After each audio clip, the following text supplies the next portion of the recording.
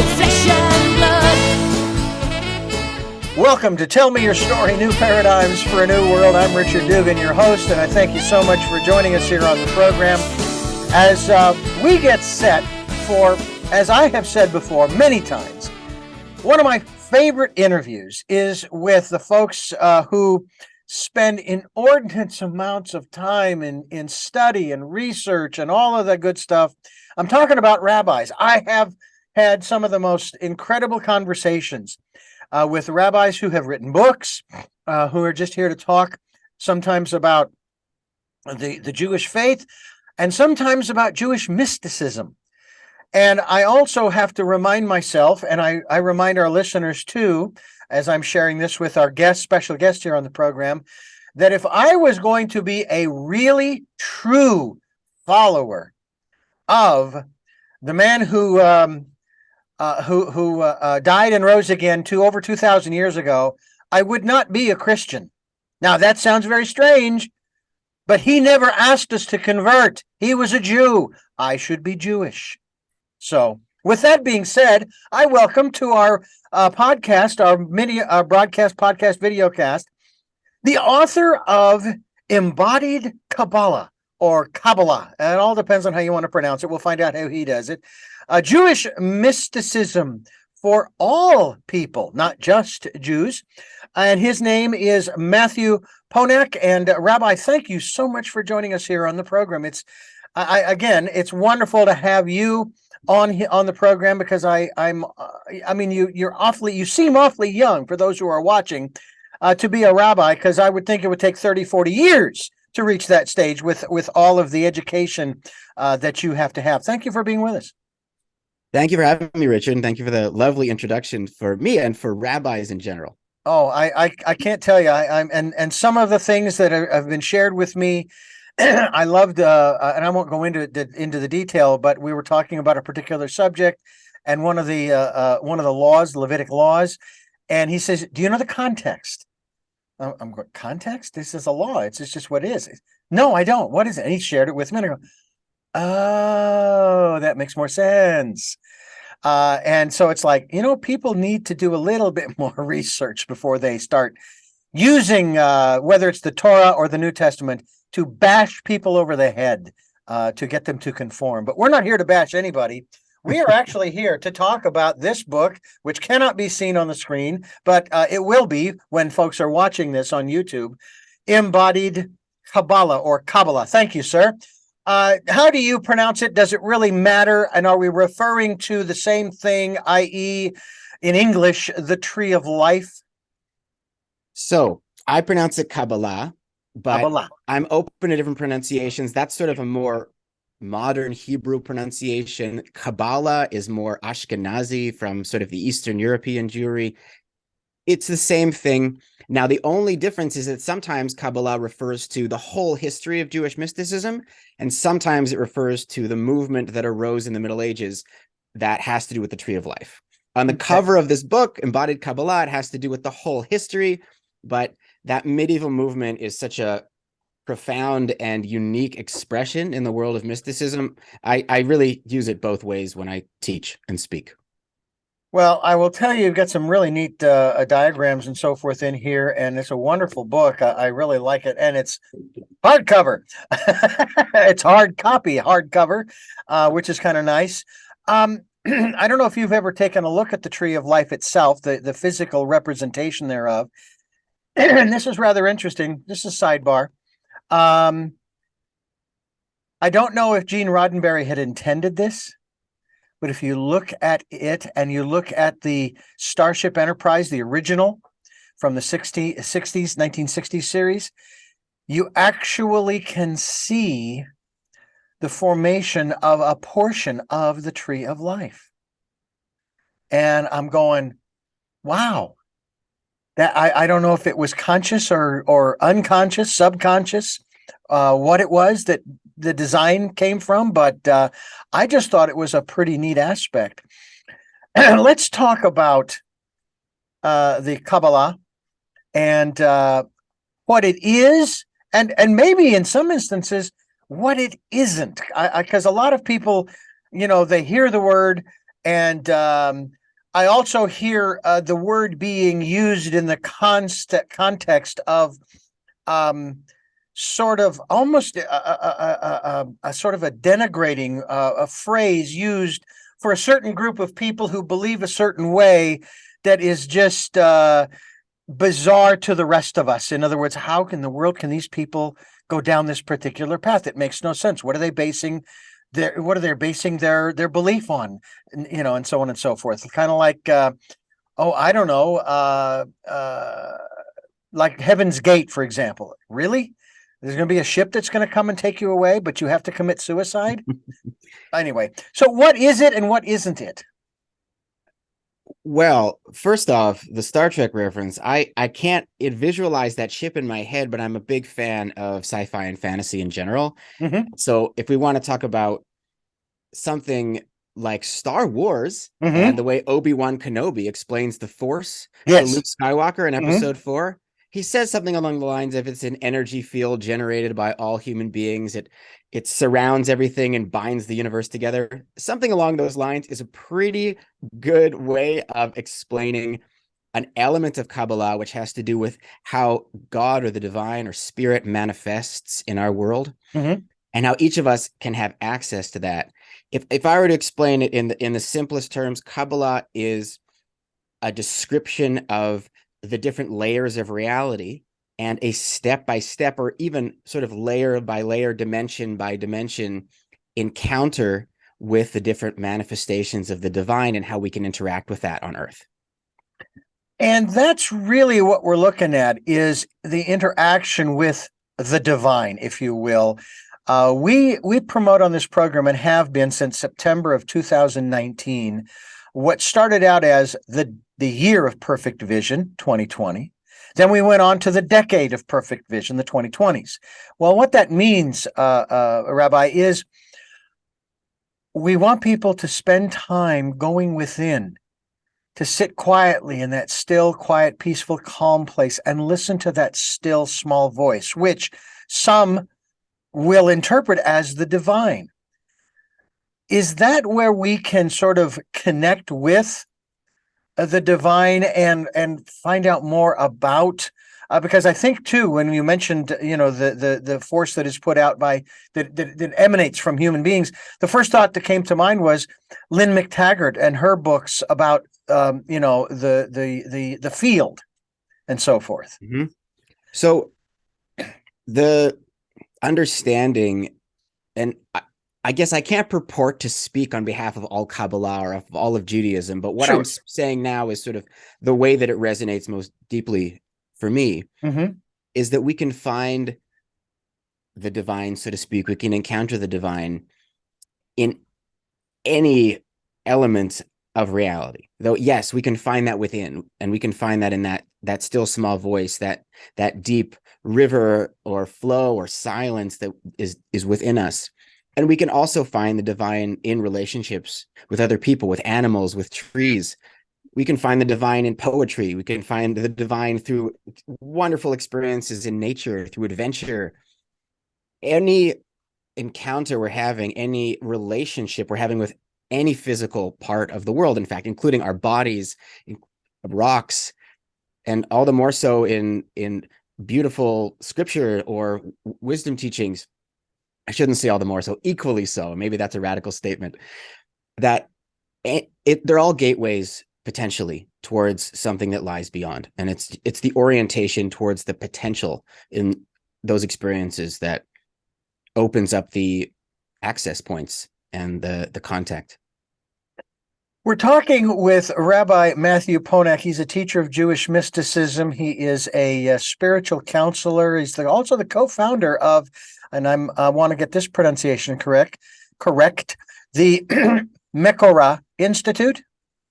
I pronounce it Mekorah, which is funny because it's different than how I pronounce Kabbalah. But in any case, either one are good. By the way, it's an online center for embodied practice, which we're going to talk about. Ordained with honors as a rabbi at neo-Hasidic Rabbinical School. I love that word, Rabbinical. School of Hebrew College. He also holds a master's degree in Contemplative Religions from Naropa University. Naropa.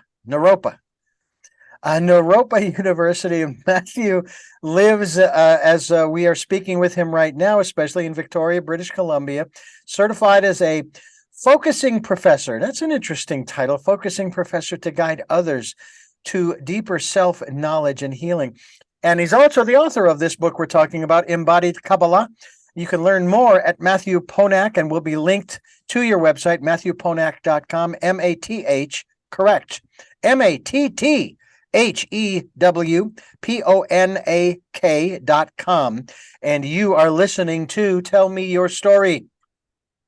I'm Richard Dugan, your host, and it's really a pleasure to have Rabbi Matthew Ponak with us here to talk about Embodied Kabbalah and learning how to pronounce all kinds of different words. And that's the fun of that's really the fun of life for me. I'm a stickler for getting people's names correct, and that's so important because I realize it was the way it was done in those days back in the late early 1900s, as people were coming through Ellis Island, and the people behind the counter or the desk just didn't want to deal with it. Yeah, I know your name is you're going to be John Smith. It's just much easier for me to pronounce. I don't care what your real name is. That was just the way it was back then. But we know better now. And so it's real important. And so I want to ask you about what it means to be a focusing professor. That's a rather interesting title. Well, focusing is an approach to inner knowledge which orients to the body. So this was first, you could say, dreamed up or imagined and researched in the 1950s by someone named Eugene Gendlin. And he is actually, one of his students went on to found somatic experiencing, which is more well known. But Eugene Gendlin essentially went through, I believe it was thousands of studies on therapy sessions to see how people were not just temporarily affected by them, but in a deeper way, they could carry these insights or these shifts with them. And what he noticed is there's some people who naturally, when they were inquiring into their own minds, would start feeling the sensations in their bodies. Oh, wow. And so focusing in that sense is like an older style camera where you'd have to kind of twist the lens a little bit and get it just right so people can actually find, using those sensations, they say a statement, and was that quite right? Oh, I'm not sure if that's really what I was feeling. And then they would use the actual senses, often in their abdomen somewhere, their heart center, their belly, their throat, and they would try and figure out precisely what they were articulating. And if they said it right, and then they had an insight that came from that, they would physically feel a change and a shift in their bodies. And he found that was one of the things that set people apart who really were impacted by the process. And so he set out to create a method for helping to teach people who couldn't do this on their own, which is most of us don't naturally do that. And so focusing is essentially a method for self-knowledge and inner transformation that works using the sensations on our physical bodies. And it makes me think of a technique that I learned. Oh, my goodness. I remember the woman's name who taught it, Virginia Benderly, when I was in Phoenix. That's my hometown. And, it had to do with something along those lines. But there's also another technique that I do remember the name of, kinesiology, where it was actually called muscle testing, where the body knows better than the mind, okay, in that respect. The body will tell you the truth, and you can use it for darn near anything. And of course, it was taught to me for the purposes of, for example, if I'm in the grocery store and I'm not sure that I should buy that particular apple or avocado or whatever it is, even in the produce section. And nowadays, with people being concerned about GMO and non-GMO and this and that and the other, and you can muscle test it. Well, to me, that's kind of like the intuition and listening to that still small voice. And the body is like, if you will, a receptor to those kinds of things when you talk about the field or the force, if you will? Yeah, a receptor, it's also a storehouse. That our bodies remember things that happen to us, So even if our tissue minds memory, don't. sort of like tissue memory. Yeah. Yeah. And so there's a lot of different ways of relating to the body for different spiritual purposes or goals. And if muscle testing is orienting towards, you could say, truth or decision making, focusing, it can include that. But the way that I often use it when I'm working with clients in sessions, or I talk about focusing in the book Embodied Kabbalah, it has to do with gaining an understanding of an inner element that's constricted or stuck. If our bodies are remembering things, but we can get what Kabbalists and Tibetan Buddhists for that matter might call knots in the mind or knots in the soul is a Kabbalistic term for that. There's tangles that can arise that are actually, and our bodies are recording that. And so if we can tap into it and discover what caused the clog in the machinery or what went awry, it's about allowing things then, just simply by understanding what happened, the different elements can go back to their proper place, or at least move in that direction. And so it comes with catharsis, often some kind of emotional release and insight, and that hopefully then that can be manifesting into our lived experience as well, into our lives. So things like compassion, for example, can arise through this practice over time, even if people couldn't feel a real compassion for others initially. Yeah. And I remember a comment, or actually as a question by my mother. Now, I was born and raised a Catholic, Western Rite of the Catholic Church. I had the great pleasure through my first wife of learning about the Eastern Rite of the Catholic Church and the traditions. That's one thing that I love about Catholicism is the rituals, the traditions and ceremony, which are missing from our society and civilization. When it comes to the aspect of, as we're talking here, not only spirituality, but this aspect of mysticism. Catholicism has that element of mysticism in it too, and so forth. What was it that attracted you to this aspect of, first of the Kabbalah, but this aspect of Jewish mysticism? Well, I was raised in a Jewish family, in a Jewish community that was very family oriented, and it was especially really just community oriented. I had like the friends I grew up with in my Jewish school. We were closer to family than to friends. I've learned since. I didn't quite appreciate it at the time, but I've come to realize that the people I knew back then, we were like a big family, and it was a really lovely, nurturing way to be raised.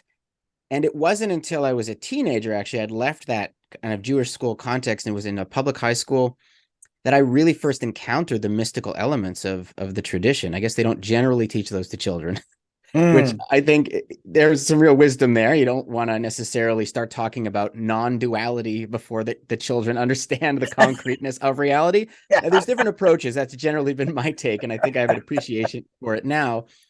But as a teenager, it really was just, I sort of wandered into this class. A friend invited me. It was sort of a class for Jewish teenagers, and it was very steeped in Jewish mysticism. It was the first class I walked in there, and it was like something inside of me woke up. It was like a part of my soul that I didn't even know existed. It was just listening to those words from this wise woman that was teaching. And from that point onward, I had this passion ignited. My path has not been, I've never had a difficult time connecting with the mystical stuff or with sort of beautiful, wonderful wow moments that can come in our lives. The hard part that I had to learn about was how to stay grounded in it, because my challenge was being overwhelmed from the light as opposed to essentially tapping into it in the first place. That part, once I encountered it, was sort of, wow, this is amazing. I really love this. And then it was learning about navigating that vis-a-vis daily life and healthy living. Rabbi Matthew Ponak is my guest, and we're talking about Embodied Kabbalah.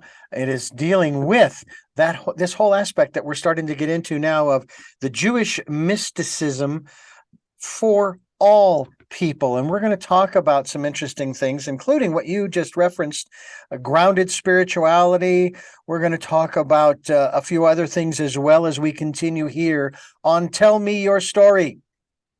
I'm Richard Dugan, your host, and it is, as I've said before on this program, a real pleasure to have with us Rabbi Matthew Ponak with us, and we're going to talk a little bit about some very interesting things that I think you're going to find fascinating. This kind of stuff blows me away because it opens new doors. It opens new, if you will, avenues of thought for me, especially when I share the story of the one rabbi I spoke with, and we were talking about one of those Levitical laws that I mentioned in the beginning of the program. And he says, do you know the context as to why that law was written? And no, I don't. And he shared it, and I'm going, oh, that makes a lot of sense.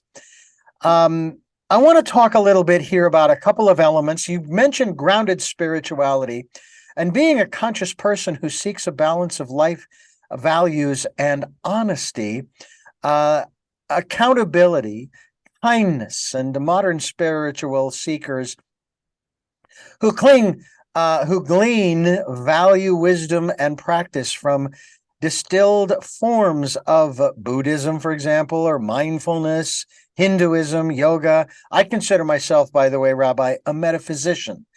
I did not leave the Catholic Church. I'm not an ex-Catholic. I just moved on for me what was the next level.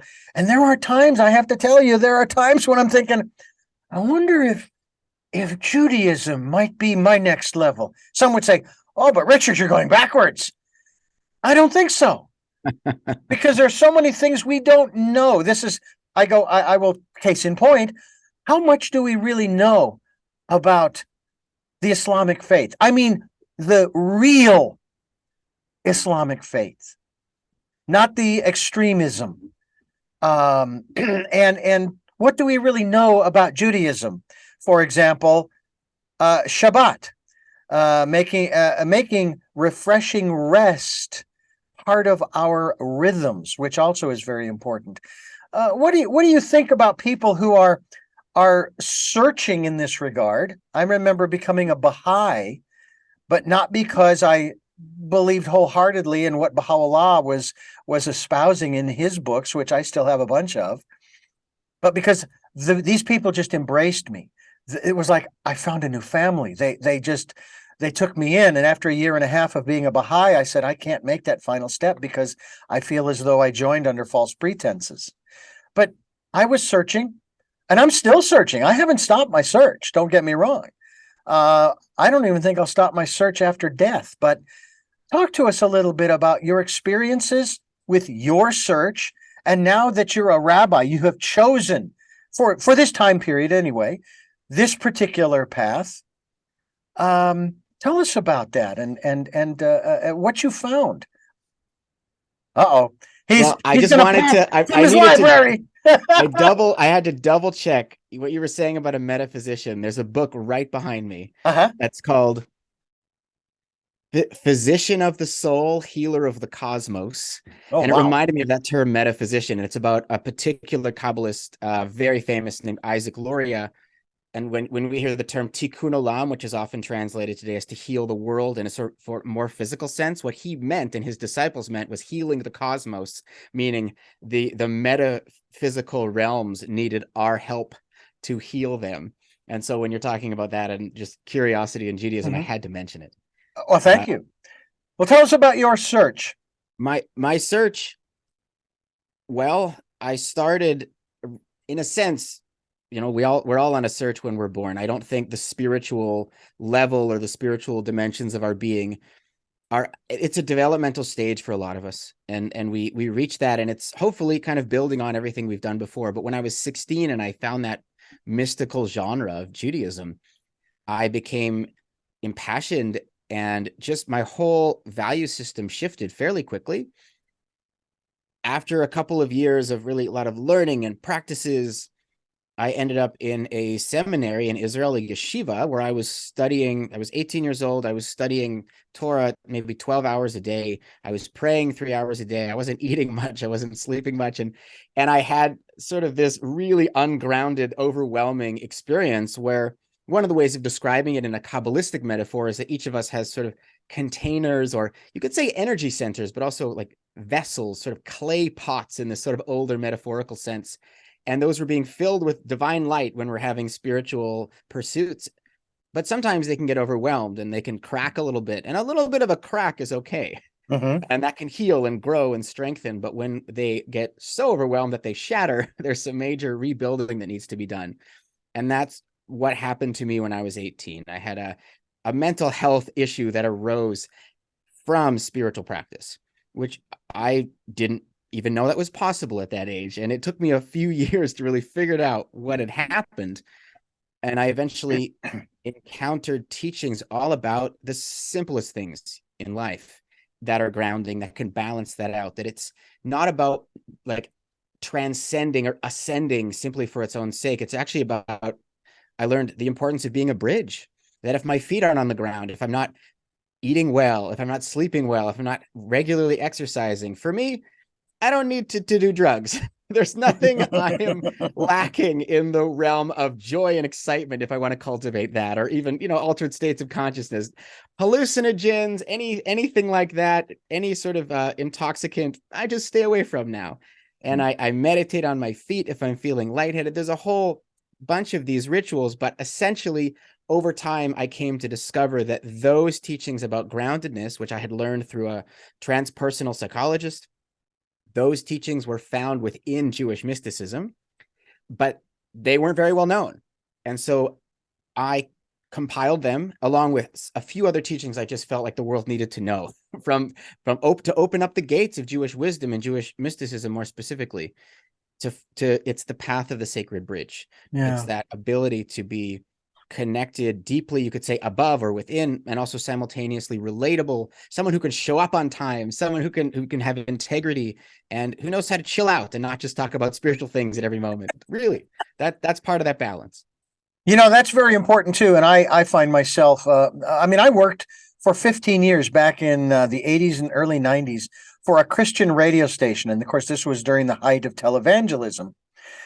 And of course, I was questioning everything. I was questioning every answer to every question that I got, because in my mind, God-given mind, thank you very much, none of the answers I was getting, or many of the answers I was getting, made no sense. They just didn't fit as a puzzle piece into the big picture. And so I said, no, this makes no sense. Now, one in particular that we can talk about a little bit.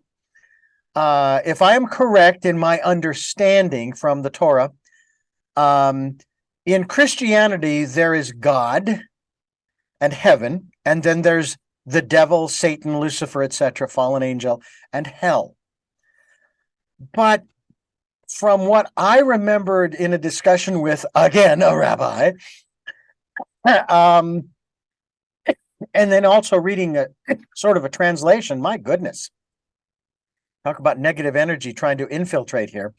What I found was that there is no such thing as a literal Satan, evil, demonic kind of creature or entity or soul, spirit, that according to to Judaism, what that's referring to, from what I understand, correct me if I'm wrong, the lowest base nature of man.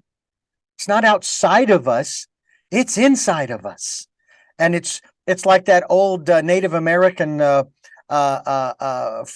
story about the two wolves, the black wolf and the white wolf, and so forth. And of course, the response from the elder is to the question, well, which one is going to win? It just depends upon which one you feed. And when I came to that realization, or at least that understanding at that point in my life, and it took 5 years for me to release from my beliefs this concept of the devil. and hell. We got hell right here sometimes. Is my understanding close? So my quick answer is there are different opinions. Okay. That Judaism really is a path of this life, this world. Mm-hmm. And yeah, you'll find different descriptions of what happens after we die, or dark dimensions that exist and that kind of thing.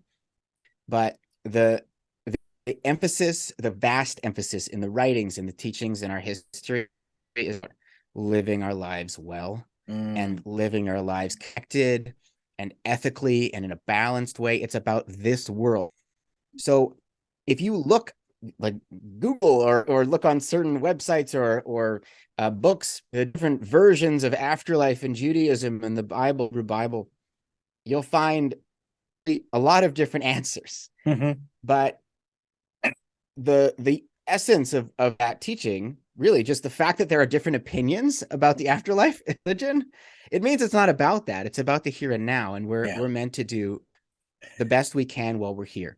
Do you find that people, such as myself in that particular example, are they want answers to their questions that are concrete?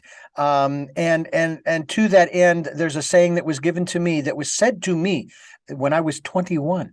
I was 21. I was told two things. One, I was told I was wise beyond my years, which made me wonder if I would maintain that separation between years and wisdom, and that I would still stay above that kind of thing as I got older.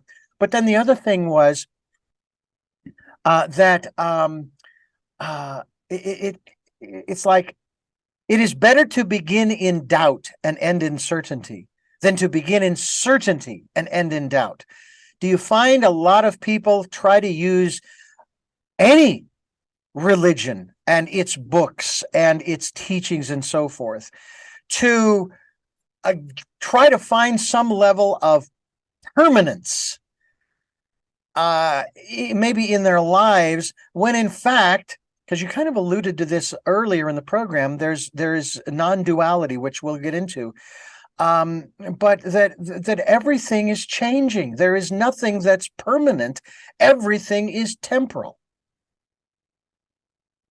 It is a human tendency to want to hold on to something. Absolutely. What I think the Jewish system, and again, when I'm teaching Jewish mysticism for all people, anything like this I present is flexible, and I encourage people to create something that works for them and that's inspired by it, really, if they don't want to do exactly what I'm about to describe.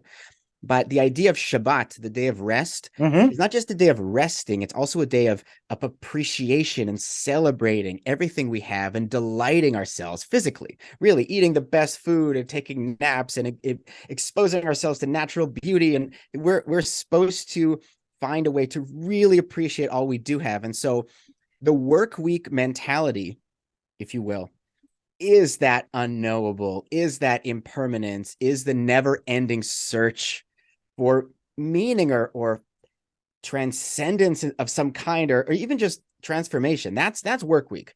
And the Shabbat is arriving there. That it's getting ourselves to a place where we feel, even just for a day a week, let's say Friday night to Saturday night, you could do it for 30 minutes in the evening. I believe you could cultivate that kind of mentality for 20 minutes on a break at work. I really do. There's methods that essentially it's about tapping into what we're truly needing in that moment and nourishing ourselves and coming to that place where we do feel complete, because both are true. Everything is done. Everything is worthy of being celebrated in that Shabbat mindset. But if that's all we're doing, then we're going to miss out on the actual work we need to be doing on ourselves, as well as in the world, in our communities and beyond. This is, to me, fascinating stuff. Got more questions for you as we continue talking with Rabbi Matthew Ponak, Embodied Kabbalah, Jewish Mysticism for All People, here on Tell Me Your Story. I'm Richard Dugan, your host, and it is just really a pleasure to be speaking with Matthew Ponak, Rabbi Matthew Ponak, and to discuss so many different areas of this. My mother asked me some years ago, if I had ever had any supernatural or spiritual experiences. I think she was looking for maybe, did you have an out-of-body experience? I've never had a near-death experience, nor out-of-body, that I am aware of consciously. Other things of this nature. Now, my answer to her was sort of along the lines of the life of Jesus, told in the New Testament and the Gospels, and the miracles that he performed. To him, his performing of these miracles was no big deal. That's just who he was. That's just what he did. You could call what he was doing mystical. I mean, we could give that term. So when I answered my mother, I says, well, if I've had one, I don't know that it was a mystical experience or spiritual experience, because it just maybe seemed normal to me. Maybe I came across someone who was actually an angel in a physical body who was here to guide me, and then I've never seen them again. I don't know. What about you? You talk about mysticism, and mysticism, by its very, shall we say, definition, implies, maybe it says it directly, but implies that there is some, I don't know if you want to use the word paranormal, spiritual, mystical kind of thing that people can experience, sort of as you described earlier, in terms of people feeling something in their bodies, maybe in their abdomen, et cetera, et cetera. Tell us about maybe something like that that's happened to you, and what that did, to your searching, but also to your faith.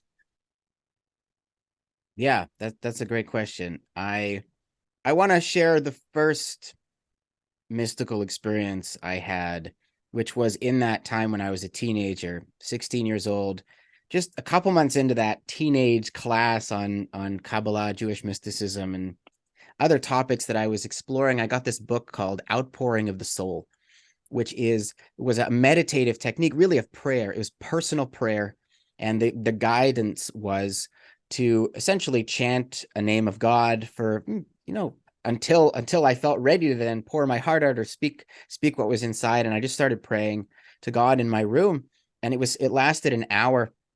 And I walked out of, my mom's house, and I lived close to my dad's house. And so I walked, 5-10 minutes, and I noticed that my heart was filled with this really radiant pleasure, this bliss. It was like glowing inside of me. And as I looked around, it was the springtime, and the trees where I was walking on my path, they were all glowing, each in their own way as well. That it was like someone had turned up the interest knob on reality, or the wow of all existence. And I was just in that moment. It was a psychedelic, really. And I had this sense that there's more here than meets the eye in our world. The next day, I was so excited, I decided to try it again. And it was maybe made it 30-45 minutes, and the meditation wasn't quite as strong.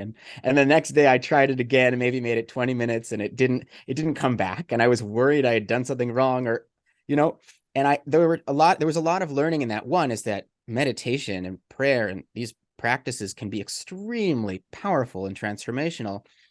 But also, I had to learn this many years later, that chasing the dragon, so to speak, or trying to follow them consciously and intentionally, that when I could orient to them really as gifts that came sometimes and went, and that if I was doing a practice, it was for its own sake and not for the sake of some mystical attainment. That was something I had to learn later on. But those first experiences with the glowingness and the beauty all around me really taught me that God was everywhere, and that it's easy to miss, that God is very good at hiding. But if we just tap in or find ways to just part those veils a little bit, we'll notice that Spirit is with us, inside of us, all around us, at each and every moment. I remember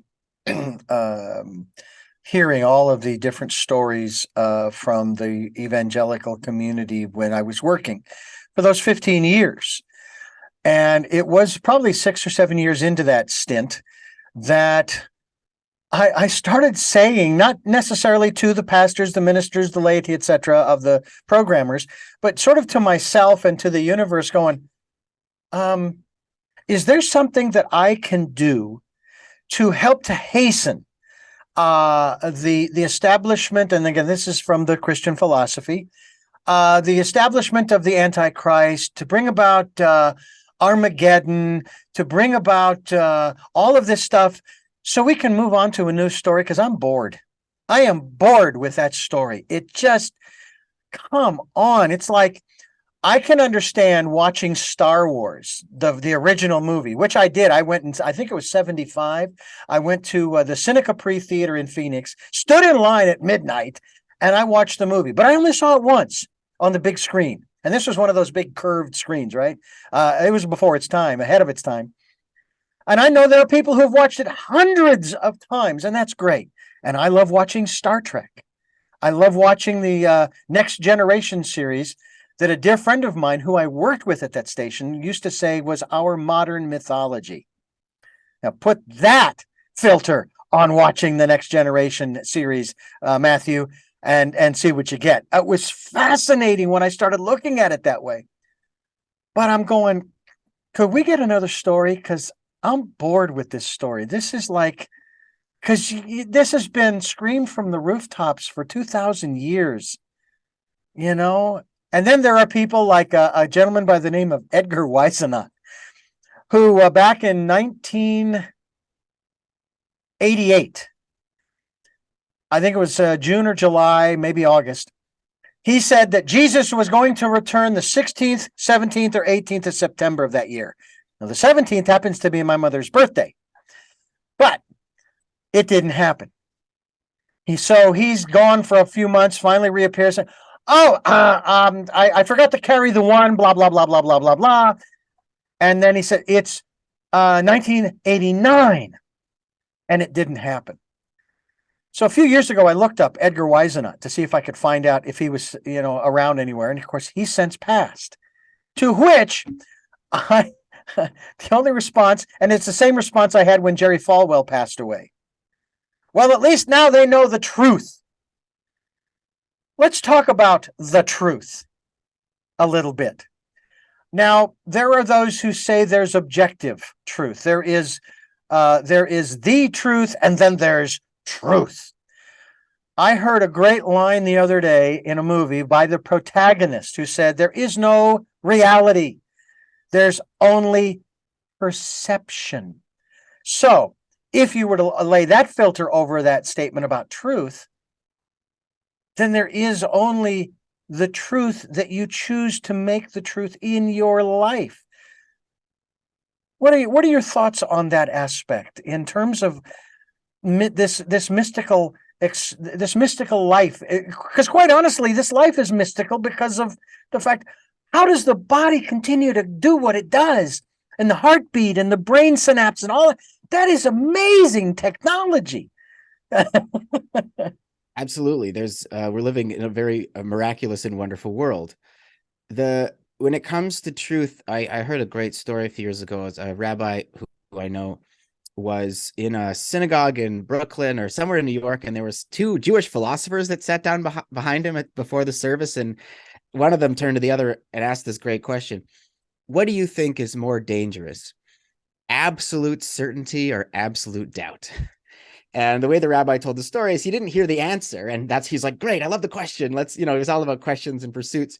And so we think about it, if there's capital T truth and if someone has it and someone doesn't, that's absolute certainty. And it's a little bit dangerous, maybe a lot dangerous. But on the other side, there's people who hear, oh, there's no real truth, it's all perspective, and then everything's in doubt. And if someone feels overwhelmed by that experience, oh, I don't know what's what and who's who, and it can go in a nihilistic direction, let's say in the negative sense. I'm not opposed to nihilism like completely, but there's a way in which it can get really overwhelming and take over and get depressing and that kind of thing. And that kind of doubt I don't think is healthy. My general sense is in most areas, let's say mystical experiences, we should be open to uncovering something new. There's new light coming into the world at each and every moment, and we can learn from past systems as a way to build a foundation for new encounters. And I think that's wonderful. Mm-hmm. And in many ways, I think there's a lot of gray in our world. And I think that's in politics, that's in religion, that's in philosophy. The one area I'm, I guess, cautious around, probably more than cautious, if I'm going to be honest, is really, I don't even know if I'd quite say adamant, but I feel more firm in this, is that if we say there's no such thing as truth in ethics, the basic ethics about how we treat each other. Mm-hmm. I mean, yeah, there's grays around, like, difficult scenarios. Could you kill one person to save 20? Those kinds of things. Yeah. But when it's, should we be kind to people as a general attitude towards others? Absolutely. Mm-hmm. Should we have compassion as much as possible? Yes. Should we set boundaries when that's being overridden? Of course. But, let's not kill innocent people. I think that's a truth that I will stand behind. Mm-hmm. And I don't think if someone's truly innocent and doesn't deserve it, why would, harming those kinds of things, to me, those are as close as I would come to capital T truths, if you will.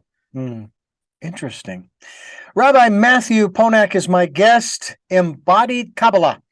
And we're talking about that right here on Tell Me Your Story. I'm Richard Dugan, your host, and it is always exciting for me to have the opportunity to dive into the world of someone who has studied in a rabbinical school. Once again, I love that word, rabbinical. I'm not going to ask how old you are, but how long were your studies when you decided to become a rabbi? Well, the active process was 5 years. Okay.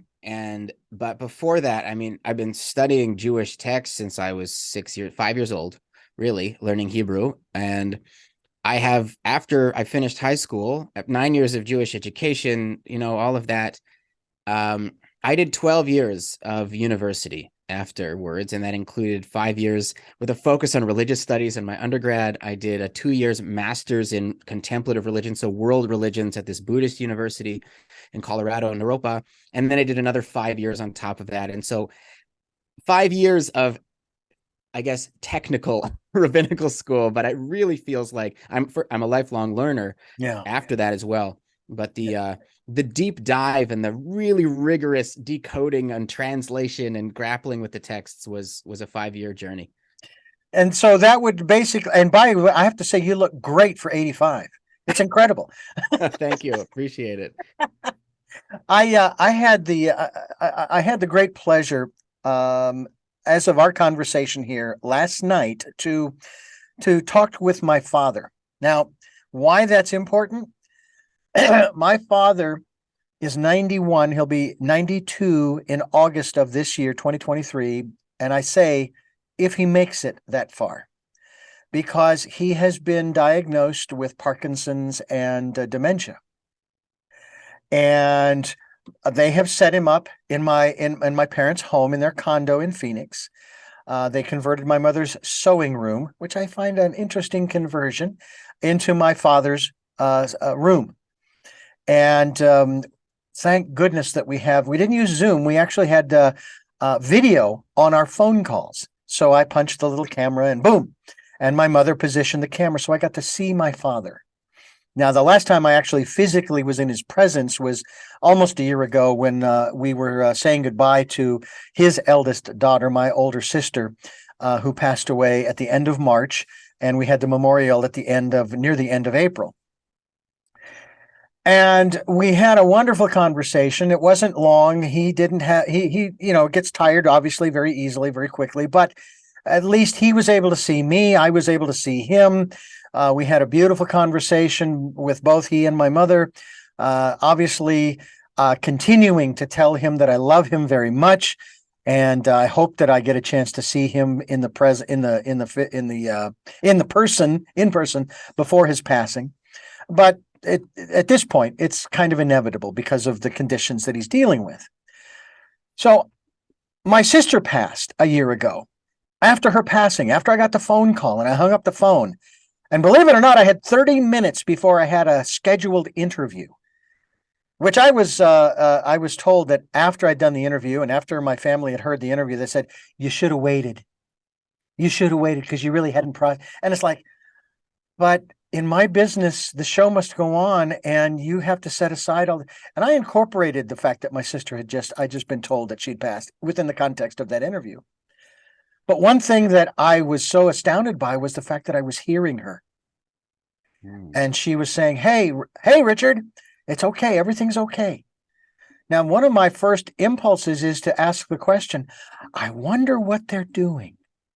I wonder what they're going through and what they're experiencing. And of course, I can only refer to her as she, because from my metaphysical studies, Matthew, there is no gender per se in the spirit world. We attach the gender to it.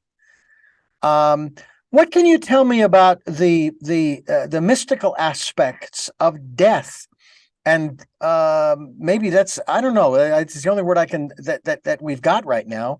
I like to use the word transforming, but Bernie Siegel, who I've had on this program, when I was talking about when his wife transitioned, he stopped me and said, "What do you mean she died? What's wrong with using the word die?" And I thought, okay, Bernie, all right, it's die. But talk to us a little bit about the Jewish perspective on death and dying, and can we call it the afterlife or the other dimension that we go into when we leave this physical body and so forth?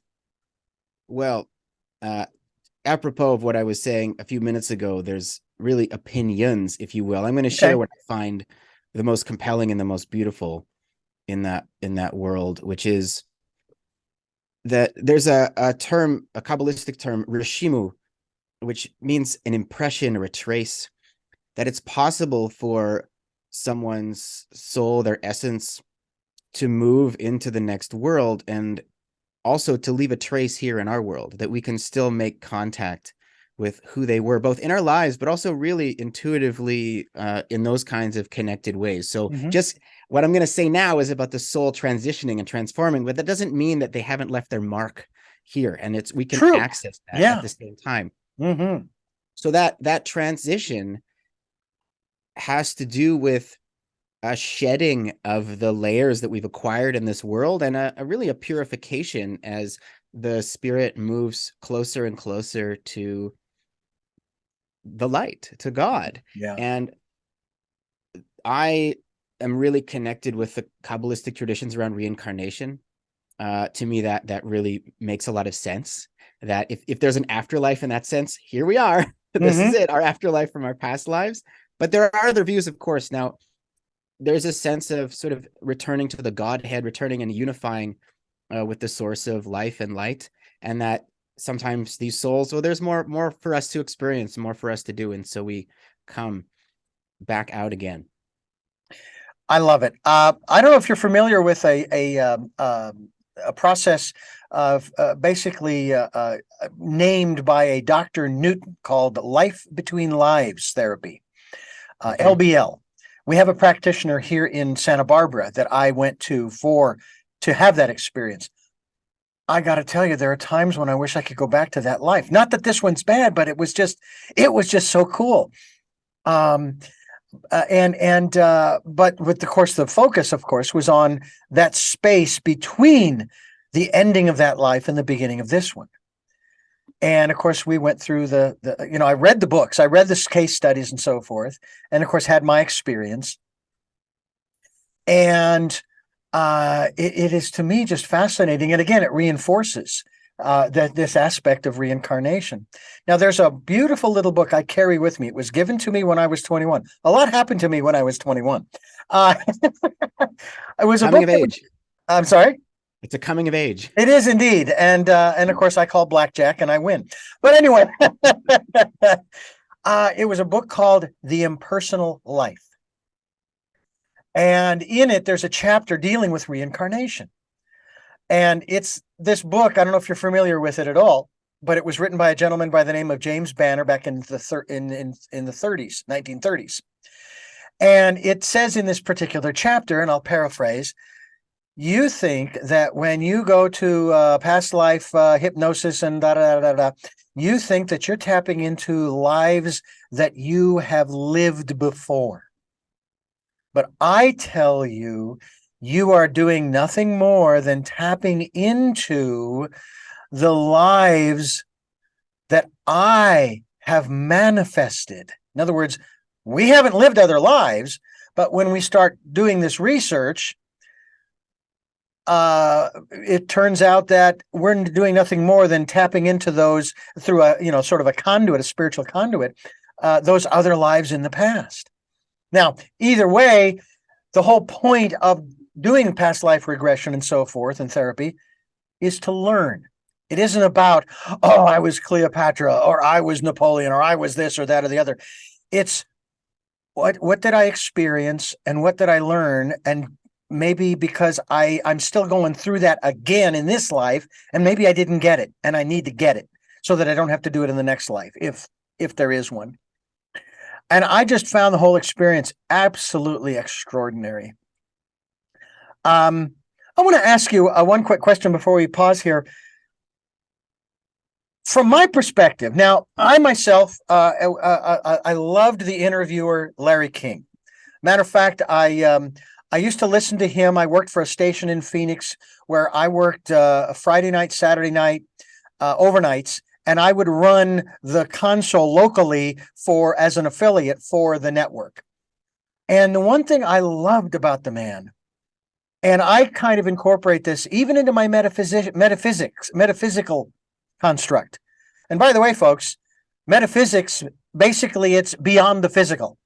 I said this to a Christian once. I says, do you not understand that Christianity is metaphysical because it is beyond the physical?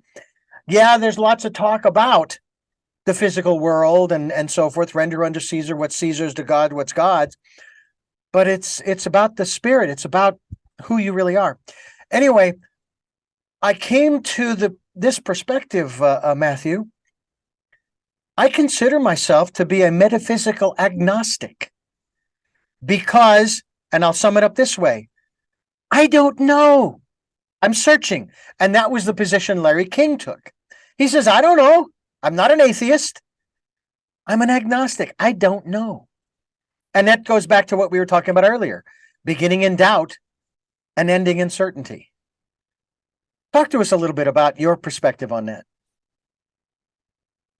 I think at the end of the day, it's not as important what a person's belief is. It's more important how they're living and what their practices are internally, and how that manifests, or how their life is, how they're treating other people, if they're pursuing their passions. If a belief is empowering, wonderful. If a belief is self-defeating, or you know what I mean, it's not, maybe it's not so useful. I'm a little bit utilitarian on that. I personally, my, let's say, mystical life has caused me to believe, so to speak, even when I'm not in those moments, that there's something really magical and wonderful about this world. I don't know if that's the same thing as the God of the Bible, which is a jealous and a vengeful God in the Hebrew Bible, that kind of thing. Those are not concepts I resonate with. And at the end of the day, I encourage my students, and I say this in my book in the introduction, that it's about trusting your experience and building up an understanding of reality from that. We can say the question, do you believe in God, is kind of a funny one, because it's like, well, what's God? And who defined that? Should I believe in some past generation's version of what's really going on here? That we should be inner scientists, the scientists of the sacred through our experience. I mean, I like science also, the hard sciences as well, but in this sense, discovering what we can through encountering it, and then building a framework of understanding from there. Yeah. I have these great conversations, and they can get, I don't want to say heated, but they can get very exciting, because I enjoy talking with this gentleman, because he and I are of different political perspectives, but we still communicate, we still talk, and we're still friends, because he takes a very soft tone in his dialogue, whereas I get a little excited, but I love the interaction that I have with this man. Do you think that that's part of the problem that we have, or I don't like using the word problem, the challenge that we have in terms of our ability to communicate, I mean, genuinely communicate our ideas and what have you with someone else, and they with us? to where we can actually learn something, as opposed to, if I may use another Star Trek metaphor, putting up the shields and nothing gets in or out unless it's weapons fire. Yeah, I think our society at large, and I'm a citizen of both the United States and Canada, that we all have a lot of work to do on our social fabric and the way that we can engage with difference across divides. And I really, in most broad terms, it takes two things. One, it takes mutual love and respect.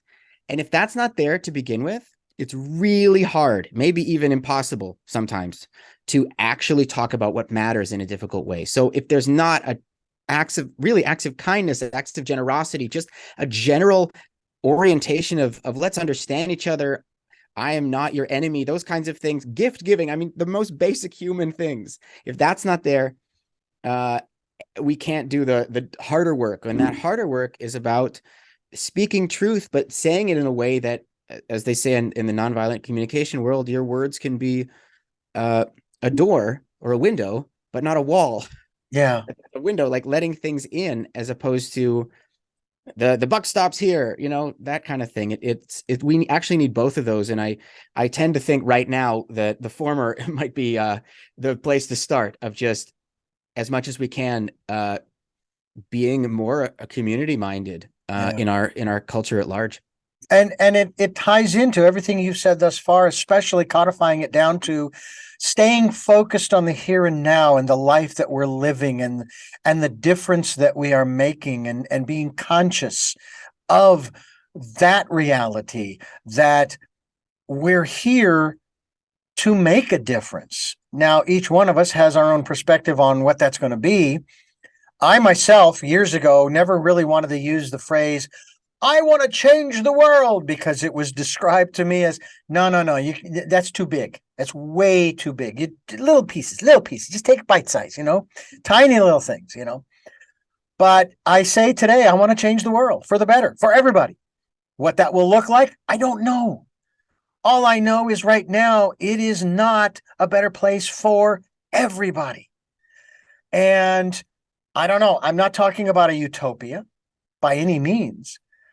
But I've also noticed too, Matthew, that some of the things that have been going on in the different realms of our society, when I say that, I mean like the economic and educational, religious, political, et cetera, are not bad nor good, but they are there to open doors or windows to a better world, because we're having conversations. You made the comment and you used the phrase mental health, not mental disease or disorder.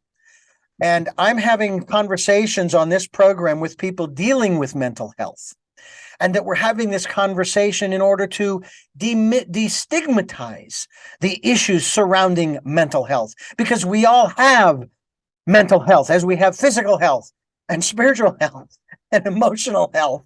We all have those things, but at different degrees and different ways. Like my father is not so great with the physical health. Okay?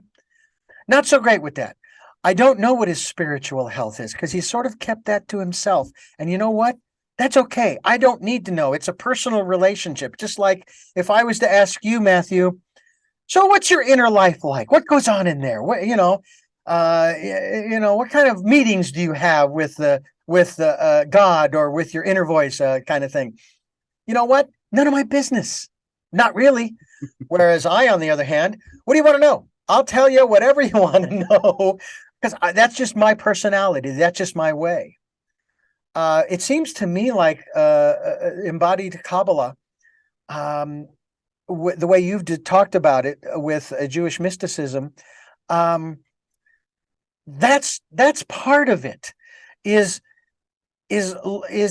recognizing in each other the level of privacy that we want, and also the level of expression that some of us want to give, like myself. And the reason I'm so expressive that way is because I've come to the realization that God, the creator, the force, whatever, already knows everything about me. So what difference if 8 billion plus people know, and most of them don't care? They're just trying to live their lives and do the right thing, hopefully, and make this world a better place for themselves and their families. Can you talk to us a little about your perspective on all of that? I know that's a lot. Sure. And just to clarify, I'm not opposed to talking about my mental health, my inner state. If you want to talk about that, I do believe and I appreciate the respect for people's privacy in general. But I think talking about these things is really important. That's what I'll start with. I just sort of, if you want to ask anything there, I'm open. Well, it wasn't so much wanting to open that door to talk about your mental health, but it was the fact that you used that term, and yet you are willing to discuss it and help others by the process you would be doing of destigmatizing it by saying, hey, I'm a male, I got issues I'm dealing with, challenges. I'm a rabbi, I got issues and I got challenges, just like you. That's really was my point of bringing that up. Sure. Well, I can say in Embodied Kabbalah, the main messages have to do with the body and the mind, the body and the soul. The outer and the inner world are so connected. And if we want to feel better mentally, we ought to take care of ourselves well physically. That those two things, it's this, again, the simplest thing in the world. Eating well, sleeping well, getting plenty of exercise. Do those three things, your life's going to feel better. You're going to have more insight. You're going to just feel happier. And yeah, there's a lot of other things we can do, but just that right there, mental health, physical health, they're incredibly linked. And also that we need to be aware of, some of us, especially, I think every human has this tendency on some level, we want to bypass what's hard. We want to skip beyond it. Mm-hmm. And that can mean we don't want to have that difficult conversation with someone, but it can also mean when I'm having a negative experience internally, even if a delicious meal doesn't take it away, it's easy, especially when I was younger, I want to just skip over that. And what did I find? That I could actually do spiritual practices that would cause me to forget about my emotions. And that was great for a little while and terrible in the long term because they all just kind of bubbled up. So we can use, so one of my favorite teachings from the Hebrew Bible, the book of Isaiah, he's saying, sort of the prophet is speaking from God's perspective and says, God forms light and creates darkness, makes peace and creates evil.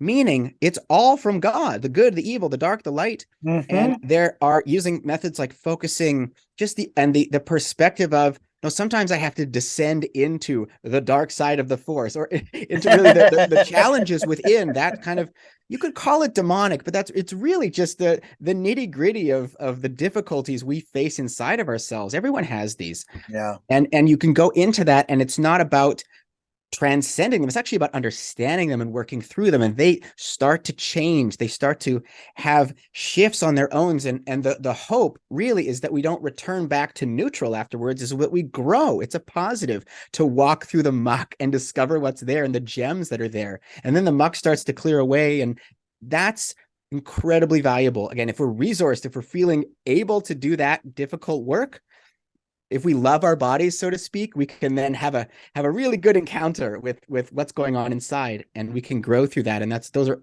two sides of the same coin of mental well-being, emotional health. That's very cool. I really love it. I will tell you, as I've said on this program to our listeners and our guests, this is my therapy. This is part of my therapeutic process, is these interviews. And I've been doing this, depending upon where you'd like to start the calendar, either 1980 or 79 or 80, or going back to 1972 when I was 12 years old, and I did my first interview with a local actor who was part of a kids show on a local television station in Phoenix. And I went to the studio and I went through the show, and then I went into his dressing room and I had a little tape recorder, 12-year-old kid interviewing this guy who's in broadcasting, not knowing really, although it must have been intuitive, that I would be here today conducting interviews like this. this is a therapy for me because because I'm willing to talk about these things. And I know you are too. My sister, who passed last year, I found out not only from personal experience, but also during the memorial, she was not afraid of the hard questions. I even asked her in January of last year, "Are you ready?" Now, she was born and raised Catholic, but she converted over to a different, well, I shouldn't say converted, but she went over to a different sect, if you will. I like to call them sects myself, of Christianity, Church of Christ, which is much more, I'm going to say much more, I don't even know what the word is now, but Church of Christ, look it up, Google it. Anyway, and we had a conversation. This kind of goes back to part of our conversation that you and I have had here.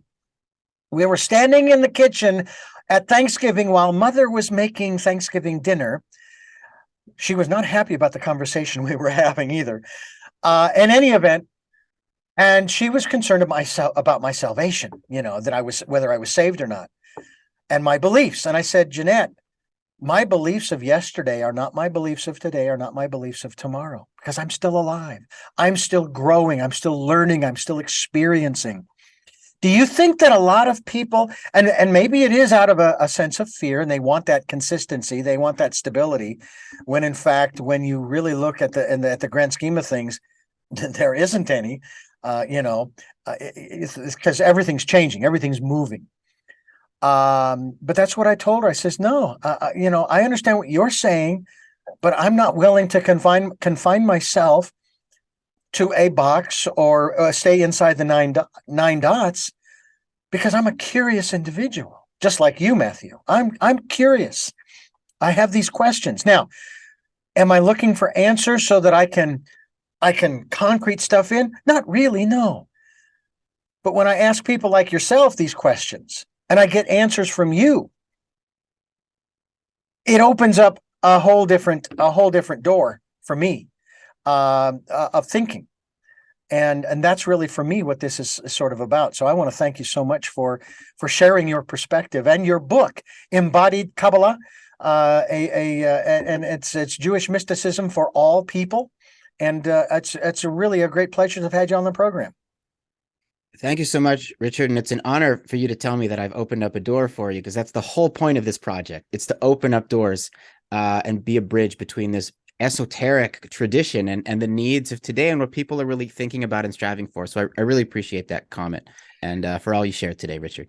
Who is Arthur Green? He wrote your foreword. Arthur Green is an incredibly prolific scholar and rabbi who teaches Jewish mysticism. He is one of the people in the last, I will say, 50, 100 years who has done the most work to translate and to bring Kabbalah and Jewish mysticism in general to a wider audience. He was a supervisor of mine in Rabbinical school. I have a bunch of his books behind me on the shelf here. Is an extremely prolific writer and a talented teacher and translator of Jewish mysticism. We're talking with Rabbi Matthew Ponak and the book Embodied Kabbalah here on Tell Me Your Story.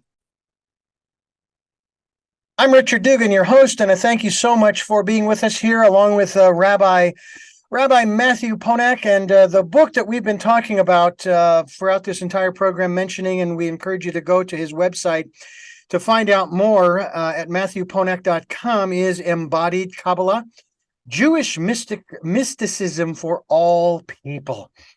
So we want you to get a copy of that.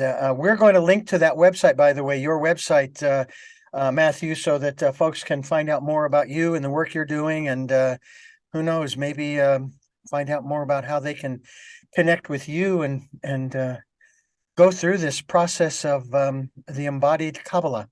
But before we let you go, I have 3 questions that I like to ask all of my guests. And they're actually fun over the last 15 years. We're in our 15th year, actually.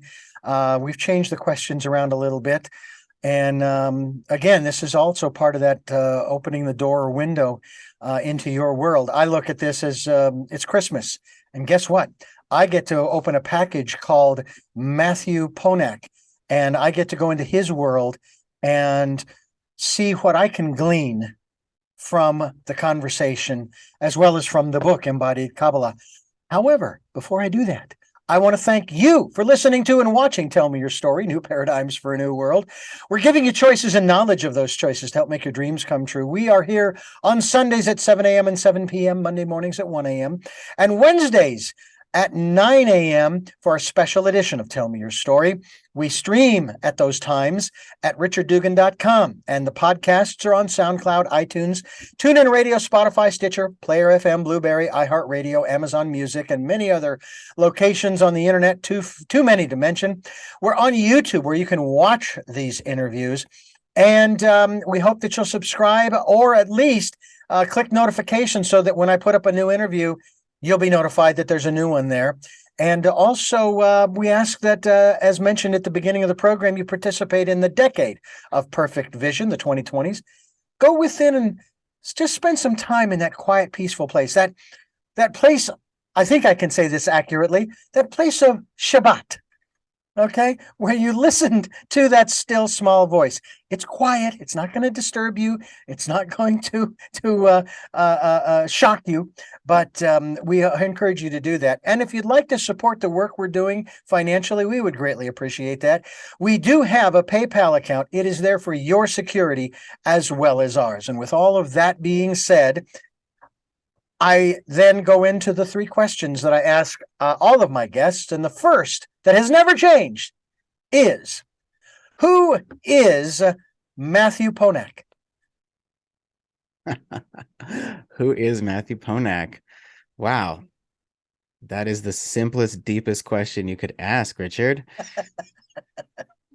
I would say the simplest answer I could give is Matthew Ponak is Matthew Ponak.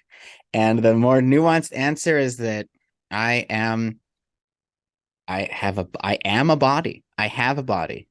I am a heart. I have an emotional world, and I am an emotional world. I have a mind, and I am a mind. And I have a soul, and I am that soul as well. And all of those worlds come together to be who I am right here and right now and at every moment. What is your life's purpose? I'm here to be a teacher and a connector. I'm cultivating the path of the sacred bridge between what is known and what is unknown, what is accessible, what is inaccessible, what's right here and now, and what lies beyond. And finally, what was your best day? My best day was the day I got married to my wife, Melina, in 2013 in Boulder, Colorado. It was sort of a day where it felt like the heavens had opened and were shining their light upon us, surrounded by friends and family, and just filled with love and blessings for her and for myself and for everyone around us. So you'll be celebrating your 10th anniversary this year. Absolutely. Congratulations. Thank you. And thank you again for joining us here on the program. It's been a delight. Would love to have you back again to talk more. We could also have you back to talk more in specific about the contents of the book, although I like to encourage people to get a copy and read it for themselves. Well, I want to thank you, and I thank you for listening to and watching Tell Me Your Story, New Paradigms for a New World, where we're giving you choices and knowledge of those choices to help make your dreams come true.